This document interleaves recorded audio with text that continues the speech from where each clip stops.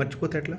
ఇంట్లో తెలుగు మాట్లాడతారు. బయటకొచ్చేసరికి స్కూల్లో ఇంగ్లీషే మాట్లాడాలి మ్యాండేటరీ అనడం వల్ల వాడికి ఇటు తెలుగు పూర్తిగా రాదు, అటు ఇంగ్లీషు పూర్తిగా రాకుండా పోతుంది.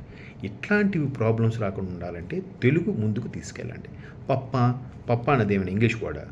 నువ్వు హిందీలో మాట్లాడుకొని పప్పా అంటే స్టైల్ అయిపోతుందా? చక్కగా నాన్న అని పిలవచ్చు కదా, మమ్మీ, డాడీ, ఇవన్నీ కాదు.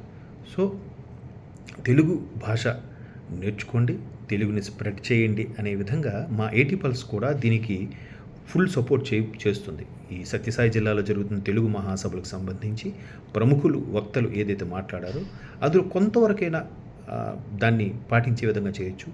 అలాగే మన మాజీ జస్టిస్ ఎన్ రవి గారు చెప్పినట్టుగా తీర్పులు కూడా తెలుగులోనే ఇస్తున్నారు ఈ మధ్యకాలంలో కొన్ని జడ్జిమెంట్లు. అలాగే ఇంగ్లీష్ కంపల్సరీ అని కాదు, తెలుగులోనే ఇవ్వడం.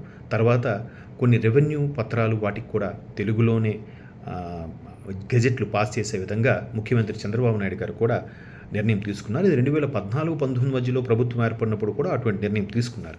ఇక్కడ తెలుగు రాష్ట్రాల్లో కూడా కేసీఆర్ గారు ఉన్నప్పుడు అది ఫాలో అయ్యారు. ఈవెన్ ఇప్పుడు ముఖ్యమంత్రి రేవంత్ రెడ్డి గారు ఉన్నప్పుడు కూడా దాన్ని ఫాలో చేస్తున్నారు. తెలుగు భాష నేర్చుకుంటే ప్రపంచంలో ఏ భాష అయినా అవలీలగా వస్తుంది.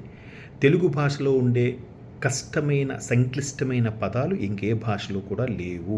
ఇటాలియన్ ఆఫ్ ది ఈస్ట్ అని ఎందుకన్నారంటే, పాశ్చాత్య దేశాల్లో ఇటలీ ఎంత కష్టమో ఈస్ట్ కంట్రీస్లో, తూర్పు వైపు ఉండే అన్ని దేశాల్లో కల్లా తెలుగు అత్యంత క్లిష్టమైన భాష.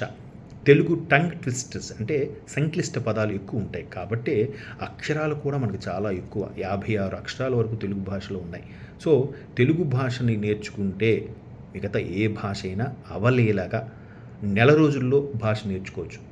కానీ తెలుగు నేర్చుకోవడం అంత కష్టం. పరభాష వచ్చినోడికి తెలుగు రావాలంటే వాడికి సంవత్సరం పట్టినా, తెలుగు వచ్చినా వాడికి ఎక్కడో పదం సరిగ్గా పలకడం రాక నోరు తిరక్కో జరుగుతుంది.